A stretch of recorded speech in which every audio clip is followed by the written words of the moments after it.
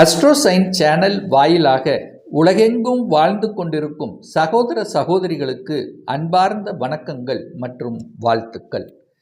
இன்றைய பதிவு நவம்பர் மாத ராசி பலன்கள்.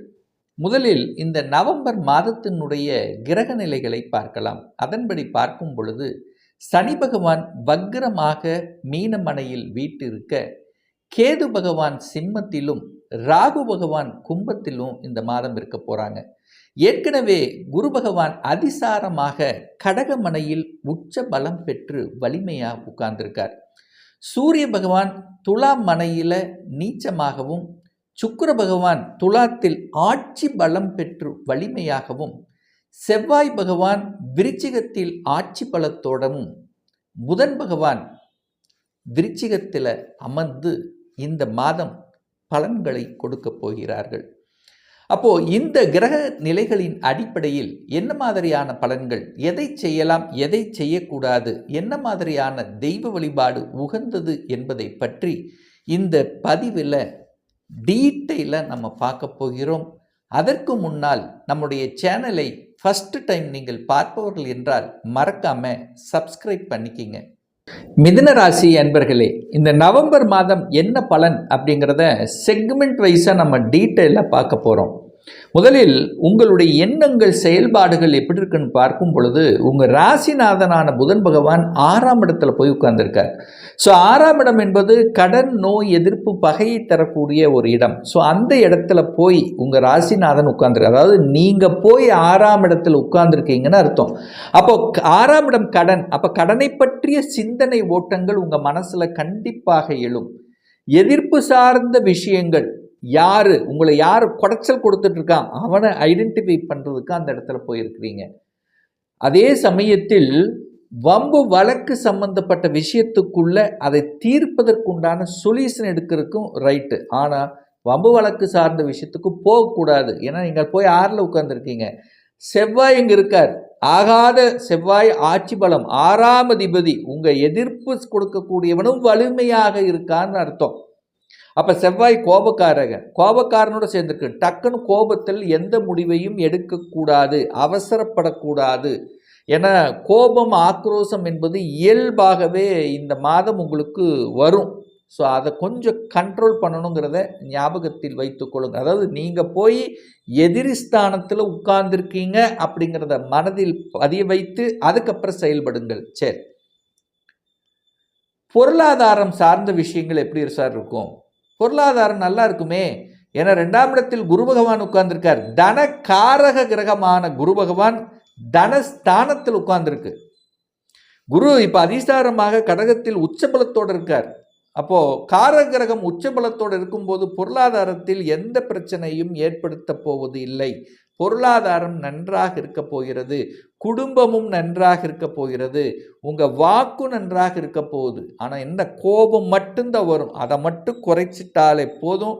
மிதுனத்துக்கு எந்த தடையும் பொருளாதார சார்ந்த விஷயம், குடும்பம் சார்ந்த விஷயத்தில் ஏற்படுத்த போவது இல்லை. சுகம் சார்ந்த விஷயங்கள், 4ஆம் அதிபதி 6ஆம் இடத்துல இருக்கார். அப்போ ஹெல்த்தை பார்க்கணும். நீங்கள் போய் 6ஆம் இடத்துல இருக்கீங்க, அப்போ ஹெல்த்தை பார்க்கணும் அப்படிங்கிறத ஞாபகத்தில் வச்சுங்க. 6ங்கிறது நோய் சார்ந்த விஷயம்தான். அப்போது ஏற்கனவே ஹெல்த்தில் சில பிரச்சனைகள் இருக்கிறவங்களாம் அதை தீர்ப்பதற்குண்டான முயற்சிகள், அது சரியாகக்கூடிய அமைப்புகள், இதெல்லாமே நல்லபடியாக இருக்கும். ஆனால் இருந்தாலும் ஏதாவது ஹெல்த்தில் ஏதாவது ஒரு பிரச்சனை இருக்குங்கிற அந்த ஒரு ஐயப்பாடுங்கிறது இந்த மாதம் நவம்பர் மாதம் மிதுனத்துக்கு இருக்கும். அப்போ ஒரு மாஸ்டர் செக்கப் பண்ணிருக்கிறது இல்லை ஏதாவது ஒன்று, பட் பெரிய பாதிப்பை ஏற்படுத்தக்கூடிய அமைப்புங்கிறது இல்லை. அதை ஞாபகத்தில் வச்சா ஓகே. பட் என்னென்னா ஹெல்த்தை கேர் எடுக்கணும் அப்படிங்கிறத மனசில் வச்சுட்டாலே போதும். ரைட். 5ஆம் அதிபதி ஆட்சி பலம் பெறுது. அப்போது உங்களுக்கு யோகத்தை தரக்கூடிய சுக்கிரன் வலிமையாக இருக்கிறார் அப்படின்னு அர்த்தம். அப்போது யோகம் உண்டு. சார் 3ஆம் அதிபதி நீச்சம் ஆயிட்டாரு. நீச்சம் அப்படின்னா என்ன? தியானத்தில் இருப்பதை போல வலு குறைகிறது. நீச்சமானாலும் சூரியன் சுக்கிரனோடு அங்கே இணையும் போது நீச்ச பங்கமாக மாறும், வலுப்பெறுகிறதுன்னு அர்த்தம். அதனால் நீங்கள் முயற்சி ஸ்தானம், தந்தையை பற்றிய கவலைகள் இதெல்லாம் தேவை இல்லை. அப்போ 5ஆம் அதிபதி வலுப்பெறும் போது குழந்தை ஸ்தானம் வலுப்பெறுகிறதுன்னு அர்த்தம். அப்போ குழந்தை பாக்கியத்துக்காக காத்து கொண்டிருப்பவர்களுக்கு நற்செய்தி கொடுக்கக்கூடிய ஒரு மாதம் இந்த நவம்பர் மாதம். ஏன்னா 5ஆம் அதிபதி 5ஆம் இடத்திலேயே வலிமையாக இருக்கார். பூர்வ புண்ணியாதிபதி வலிமையாக இருக்கார். சுக்கிரன் வலிமையாக இருக்கார். செவ்வாய் வலிமையாக இருக்கார். நிலம் சார்ந்த விஷயங்கள் சூப்பர். ஒரு இடத்த வாங்குறதுக்கு கடன் கிடைக்குமா? 100% கடன் கிடைக்கும். கடன் நீங்கள் போய் கடன் அமைப்பில் இருக்கிறீங்க, அந்த கடனை சுப கடன்களாக கன்வெர்ட் பண்ணிக்கிறது புத்திசாலித்தனம். அப்போ இந்த மிதுனராசி என்பவர்களுக்கு கடன் கிடைக்கும். அந்த கடனை வீடு, வண்டி, வாகனம், அசையும் அசையா சொத்துக்கள் இதில் இன்வெஸ்ட் பண்ணுறது சிறப்பு. அப்போது வீட்டை ஆல்ட்ரு பண்ணுறது, வீடு வாங்கிறது, இதெல்லாம் நிறைய பேர்த்துக்கு இந்த மிதுனத்துக்கு இந்த நவம்பர் மாதம் யோகத்தை தரும். திருமணம் சார்ந்த சுப காரியங்கள் நல்லபடியாக நடக்குமா? ஏன்னா குரு குடும்பஸ்தானத்தில் உட்கார்ந்துருக்கார். 7ஆம் அதிபதி குடும்பஸ்தானத்தில் உட்கார்ந்திருக்கார். அப்போ ஒரு உறுப்பினரை உங்க குடும்பத்தில் இணைக்க வேண்டும் என்கின்ற அந்த நிர்பந்தத்தின் அடிப்படையில் நிறைய பேர்த்துக்கு மிதுனத்துக்கு கல்யாணம் ஆகும். 7ஆம் அதிபதி உச்ச பலம். நீங்க அப்படி எடுத்துக்குங்க. 7ஆம் அதிபதி எப்படி இருக்கார்? ஸ்ட்ராங்கா இருக்கார். எங்க இருக்கார்? குடும்பத்தில் உட்கார்ந்திருக்கார். அப்போ குடும்பம் அமைப்பதற்குண்டான சாத்தியக்கூறுகள் இந்த நவம்பர் மாதம் சிறப்பு பெறும். அப்ப திருமணத்துக்கு தடை இல்லை, உறவுகளுக்கு தடை இல்லை. கூட்டு தொழில் செய்யணுங்கிற எண்ணம் நிறைய பேர்த்துக்கு ஏற்படுத்தும். கணவன் அல்லது மனைவி செட்டில் ஆவாங்க. கணவன் அல்லது மனைவியினுடைய சொத்துக்கள் சார்ந்த விஷயத்தில் நட்பலனை தரக்கூடிய அமைப்புகள். கூட்டாளிகளுக்குள்ள இருந்து வந்த பிரச்சனைகளை சுமூகமாக தீர்க்கக்கூடிய ஒரு மாதமாக இந்த நவம்பர் மாதம் அமையும். அங்கீகாரம் கிடைக்கும். சமுதாயத்தில் ஒரு அங்கீகாரம், இன்னார் இவர் அப்படின்னு சொல்லக்கூடிய அளவுக்கு ஒரு அங்கீகாரம் கிடைக்கக்கூடிய, ஒரு பாக்கியம் கொடுக்கக்கூடிய, ஒரு மதிப்பு மரியாதை, பட்டம் பதவி கிடைக்கக்கூடிய ஒரு நல்ல மாதம் தான் இந்த நவம்பர் மாதம். சார், தொழில் ஒரு மாற்றத்தை செய்யும்னு நினைக்கிறேன். அதெல்லாம் செய்யலாமா? தொழில் சார்ந்த விஷயங்கள், ஏன்னா 10ஆம் அதிபதி தான் குரு. 10ஆம் அதிபதி உச்ச பலம். 10ஆம் இடத்தை 10ஆம் அதிபதி பார்க்கிறார். அதாவது தன் வீட்டை தானே பார்த்து வலுப்படுத்தக்கூடிய ஒரு மாதம் நவம்பர் மாதம். ஏன்னா குரு அதிசாரமாக இப்போ மிதுனத்திலிருந்து கடகத்தில் அமர்ந்து கொண்டு இப்போ நேர 10ஆம் இடத்தை பார்க்குறார். நிறைய மிதுனத்துக்கு தொழில் ரீதியில், வேலை ரீதியில் ஒரு சேஞ்சஸ்ங்கிறது நிச்சயமாக உண்டு. ஏன்னா 6ஆம் இடம் வேலை, அந்த 6ஆம் இடத்து அதிபதி வலிமையாக இருக்கார். அப்போ வேலை மாற்றம் உண்டா? நிச்சயமாக உண்டு. வேலை மாறலாமா சார்? மாறிக்கலாம், அதில் எந்த மாற்றமும் இல்லை. இப்போ மாறினா நமக்கு நல்லதா? மாறிக்கலாம், தாராளமாக மாறிக்கலாம். மாறுவதற்கு எந்த தடையும் இப்போ இல்லை. மிதுனத்துக்கு வேலை மாற்றம், உத்தியோக மாற்றம், ஊர் மாற்றம், இடம் மாற்றம், இந்த மாதிரி எல்லா மாற்றங்களும் சிறப்பு தரக்கூடிய ஒரு வகையில் தான் இந்த நவம்பர் மாதம் அமைய இருக்கிறது மிதுனத்துக்கு. சார், 8ஆம் அதிபதி 10ஆம் இடத்துல உட்கார்ந்து ஒரு வலியை கொடுத்துட்டு இருந்ததில்ல சார், தொழிலில், வேலையில் அழுத்தம், ப்ரெஷர், டென்ஷன். இப்போ அது சரி செய்யப்படும். குரு பார்த்துட்டார். 8ஆம் அதிபதி 10ல் அமர்ந்து 10ஆம் இடத்துல ஒரு வலியை கொடுத்து கொண்டிருந்த நிகழ்வுகள் இப்போ அப்படியே தலைகீழாக மாறப்போகுது. குரு பார்த்து அதை அதாவது சுமூகப்படுத்தப்படுகிறது. அந்த வலியை கொடுத்து கொண்டிருந்த விஷயங்கள் எல்லாம் இப்போ அது நல்ல வலி. அப்பா பரவாயில்ல, இப்போ அடுத்த நிலைக்கு போயிட்டேன், இவ்வளோ கஷ்டப்பட்டதுனால்தான் இந்த நிலைக்கு அடைஞ்சேன் அப்படிங்கிற மாதிரி ஒரு நல்ல ஒரு உணர்வுகளை கொடுக்கக்கூடிய அமைப்பு. கஷ்டப்பட்டு இருந்ததுனால தான் இப்போ எனக்கு ஒரு ப்ரமோஷன் கிடைச்சது அப்படிங்கிற மாதிரி ஒரு அமைப்புங்கிறது உண்டு.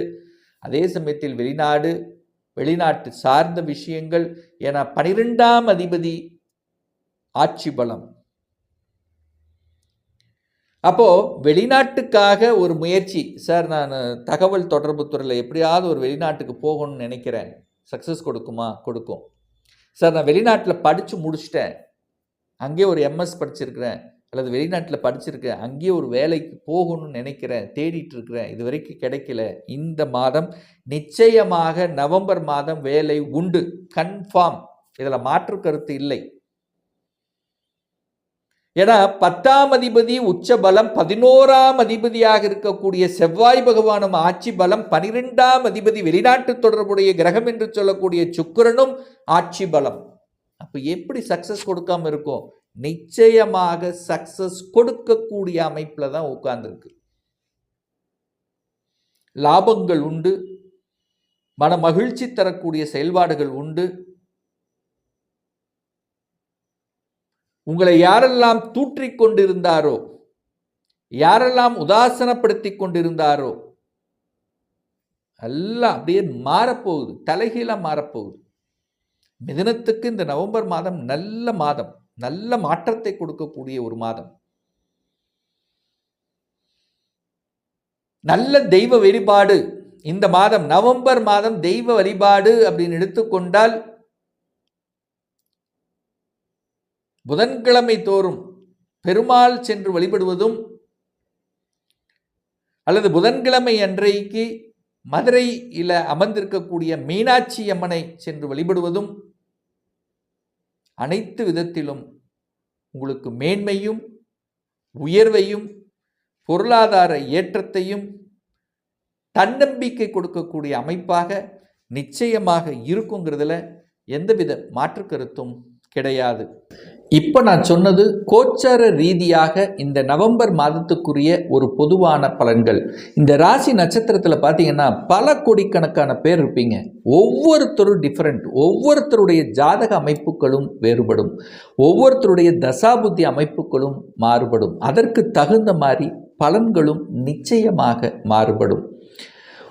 உங்கள் ஜாதகத்தில் கிரகங்கள் எப்படி இருக்கு, என்ன மாதிரியான ஆதிபத்தியம் பெற்றிருக்கு, என்ன டிகிரியில் இருக்கு, இப்போ நடப்பு தசாநாதன், புத்திநாதன், அந்தரநாதன், சூட்சமநாதன் எப்படி இருக்கு என்பதை பொறுத்து நீங்கள் கேட்கக்கூடிய எந்த கேள்வியாக இருந்தாலும் சரி, 2025 சொந்த தொழில் செய்வதற்கான கொடுப்பினை நம்ம ஜாதகத்தில் இருக்கா, அப்படி இருக்கக்கூடிய பட்சத்தில் எப்போ நம்ம சொந்த தொழிலை ஆரம்பிக்கலாம், எப்போ திருமணம் நடக்கும், எந்த காலகட்டத்தில் நடக்கும், எந்த கோர்ஸ் எடுத்து படித்தால் நம்முடைய ஃபியூச்சர் நன்றாக இருக்கும், எப்போ திருமணம் நடக்கும், எப்போ குழந்தை பாக்கியம் கிடைக்கும், எப்போ நான் வீடு கட்டுவேன், இது போன்ற கேள்விகளுக்கு துல்லியமான பதிலை நம்மால் கூற முடியும். ஒரு பர்சனல் கன்சல்டேஷன் எடுத்துக்கணும், ஒரு சுய ஜாதகம் பார்க்கணும் என்று விருப்பம் படக்கூடிய அன்பர்கள் டிஸ்பிளே தெரியக்கூடிய நம்பருக்கு வாட்ஸ்அப் மூலியமாகவோ ஃபோன் கால் மூலமாகவோ தொடர்பு கொண்டு நேரடியாகவோ அல்லது ஆன்லைன் மூலமாகவோ கன்சல்டேஷன் எடுத்துக்கலாம். நம்மளுடைய அலுவலகம் கோயம்புத்தூரில் அமைந்துள்ளது. அதாவது கோயம்புத்தூரிலிருந்து மேட்டுப்பாளையம் செல்லும் வழியில் வெள்ளக்கிணர் பிரிவுக்கு அருகில் அன்னபூர்ணா ஹோட்டலுக்கு பக்கத்தில் அமைந்துள்ளது. பிரியர் அப்பாயின்மெண்ட் வாங்கிட்டு நேரடியாக கன்சல்டேஷன் எடுத்துக்கலாம். நிச்சயமாக இந்த பதிவு ஏதாவது ஒரு ரூபத்தில் உங்களுக்கு யூஸ்ஃபுல்லாக இருக்குங்கிறதுல எந்தவித மாற்று கருத்தும் கிடையாது. இந்த ராசி நட்சத்திர நேயர்கள் அனைவரும் வாழ்க வளர்க வளமுடன் என்று எனது வாழ்த்தினை தெரிவித்துக் கொண்டு விடைபெறுகிறேன். நன்றி, வணக்கம், வாழ்த்துக்கள்.